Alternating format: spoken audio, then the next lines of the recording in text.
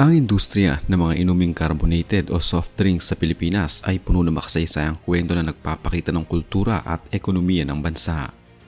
Sa napakahabang panahon, ang merkado ay pinangunahan ng mga dayuhang korporasyon na nagdala ng kani-kanilang mga tanyag na produkto. Sa kabila ng mahigpit na kompetisyong ito, isang lokal na tatak ang umusbong at tumatak sa panlasang Pilipino dahil sa kakaiba nitong katangian at lasa. Ito ay ang Sarsi, isang inuming sarsaparilla na naging bahagi ng pang-araw-araw na pamumuhay, handaan at merienda ng maraming henerasyon ng mga mamamayan. Ang kwento ng Sarsi ay opisyal na nagsimula noong taong 1918 sa lungsod ng Maynila. Ang kumpanya na nagluwal sa inuming ito ay ang Manila Aerated Water Company na itinaguyod ng isang imigranteng mula sa Guangdong, China na si Wong Ning. Si Wong Ning ang unang nag-isip at nagtayo ng negosyong ito upang maghatid ng mga lokal na pagpipilian sa mga mamamayan sa panahon na nagsisimula pa lamang na umunlad ang industriya ng deboting inumin sa bansa. Noong unang bahagi ng operasyon nito, ang kumpanya ay nakatuon sa paggawa ng iba't ibang lasa ng inumin, ngunit ang kanilang sarsaparilla ang nakakuha ng mga pinakamalaking pansin mula sa publiko. Ang orihinal na pangalan ng produkto ay Cosmos Sarsaparilla na inilabas upang makipagsabayan sa mga umiiral na inumin. Ang produksyon ay pansamantalang naharap sa mabibigat na pagsubok dahil sa mga makasaysayang kaganapan sa bansa tulad ng ikalawang digmaang pandaigdig, kung saan ang tagapagtatag na si Wong Ning ay nakaranas ng pagkantala sa negosyo at kalaunan ay namatay habang nagaganap ang labanan. Pagkatapos ng digmaan noong taong 1945, ang kumpanya ay muling binuhay at binago ang pangalan tungo sa Manila Cosmos Aerated Water Factory sa ilalim ng pamumuno ng anak ng tagapagtatag na si Henry Wong. Sa ilalim ng pamamahala ni Henry, ang Cosmos Sarsaparilla ay mas lalong nakilala at tinangkilik ng masa dahil sa abot kaya nitong presyo at swak na lasa para sa mga Pilipino. Dahil sa sobrang sikat ng inumin, ang mga mamimili mismo noong huling bahagi ng dekada 60 ang nagsimulang tumawag dito sa maikling pangalan na Sarsi na hangos salitang Sarsaparilla. Noong taong 1968, formal na binago ng korporasyon ang pangalan nito bilang Cosmos Bottling Company upang sumalamin sa lumalaking sakop ng kanilang negosyo. Ang tatak ay tuluyang naging bahagi ng kulturang Pilipino sa mga sari-sari store, palengke at mga pistang bayan dahil ito ang nagsilbing pangunahing alternatibo sa mga mamahaling dayuhang tatak ng cola. Ang kumpanya ay nagpalawak din ng operasyon sa labas ng bansa tulad ng Hong Kong sa pamamagitan ng Hong Kong Cosmos Aerated Water Company Limited na nagpakita ng potensyal ng negosyo na lumabas sa rehiyon. Ang stratehikong pagbabago sa pagmamayari ng Sarsi ay nagpatuloy na pumasok ang mga malalaking korporasyon sa eksena upang mas mapalawak ang distribusyon nito.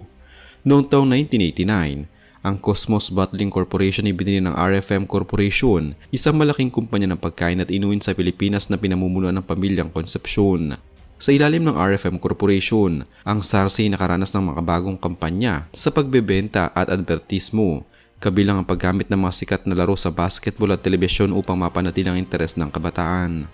Subalit noong taong 2001, nagpa siyang RFM Corporation na ibenta ang kanilang buong 83.2% share o pagmamayari sa Cosmos Bottling Corporation sa kumpanyang Coca-Cola Bottlers Philippines Incorporated at San Miguel Corporation sa halagang humigit kumulang 14.5 billion pesos. Ang transaksyong ito na pinalawig noong taong 2002 ay naglalayong pagsamahin ang lakas ng mga higanteng inumin upang masiguro ang dominasyon sa merkado.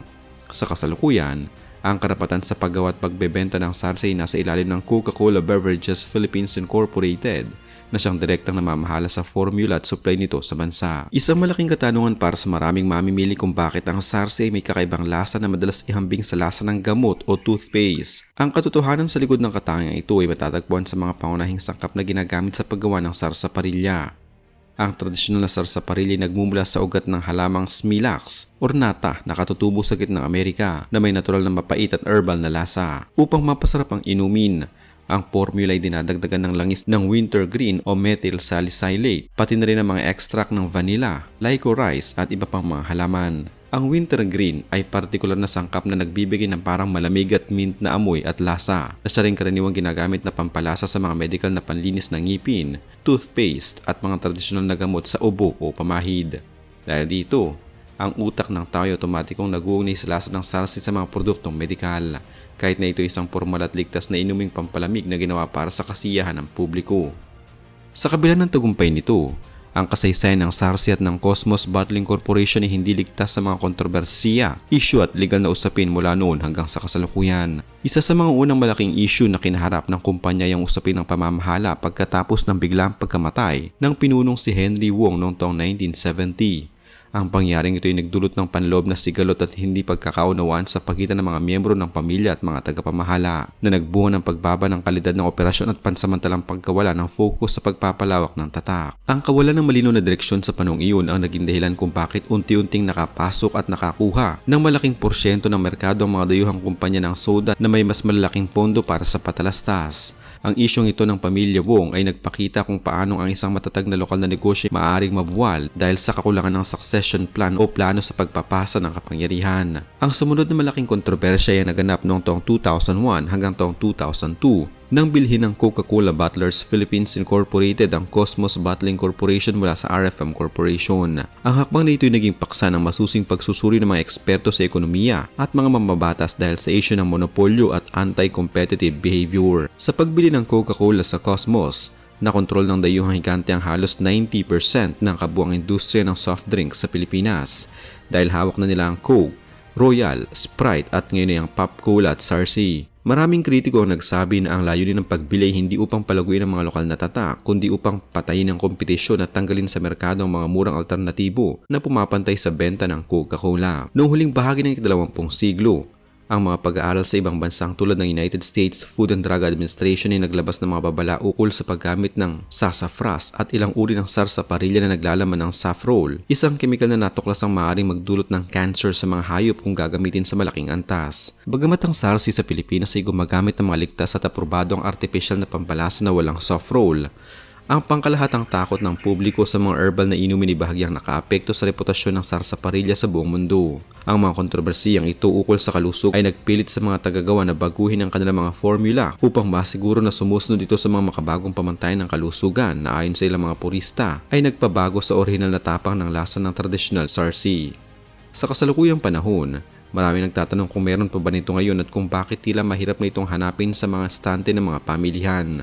Ang sagot ay oo. Mayroon pa ring sarsi ngayon sa merkado ngunit ang presensya nito ay hindi na katulad ng dati. Ang pagbaba ng supply at ang pagkawala nito sa maraming malalaking establishmento ay dulot ng stratehikong desisyon ng kasalukuyang may-ari na unahin ang kanilang pangunahing pandaigdigang produkto. Dahil ang Coca-Cola ang nagmamay-ari ng tatak, mas binigyan nila ng panahon, pondo at espasyo sa mga supermarket ang regular na Coke, Royal at Sprite. Ang sarsi ay naging isang niche product o isang produkto na may partikular na maliit na grupo na lamang ng mga mamimili. Kaya naman ang produksyon nito ay nalimitahan at madalas na makikita na lamang sa mga piling lalawigan, maliliit na sari-sari store o mga grocery na nagbebenta ng mga tradisyonal na produktong Pilipino. Ang kalagayan ng sarsi sa modernong merkado ay masasabing nasa gilid na lamang ng industriya kumpara sa katayuan nito noong dekada 80 at 90. Ang kumpanyang Cosmos Bottling Corporation ay tuluyan ng naging defunct o hindi na aktibo noong taong 2007 at formal itong tinanggal o na-delist sa Philippine Stock Exchange noong taong 2013. Ang pagkawala ng sarili nitong korporasyon ay nangangahulugan ng kapalaran ng sarsi ganap na nakasalalay sa desisyon ng banyagang pamamahala. Sa kasalukuyan, wala nang malalaking patalastas sa telebisyon o radyo para sa sarsi at ang packaging nito ay bihira nang makita sa mga makabagong plastic na bote o aluminum can. Bagamat may ilang mga natitirang deboting salamin sa mga lumang tindahan. Ang kakulangan sa marketing at ang pagbabago sa panlasa ng mga bagong henerasyon na mas gustong uminom ng milk tea, kape at energy drink ang naglagay sa sarsi sa isang mahirap na posisyon sa merkado. Kahit na ang katayuan nito ngayon sa merkado ay limitado na lamang, ang sarsi ay mananatiling isang permanenteng bahagi ng kasaysayan at nostalgia ng kulturang Pilipino na nagdala ng kakaibang palamig sa bawat hapagkainan.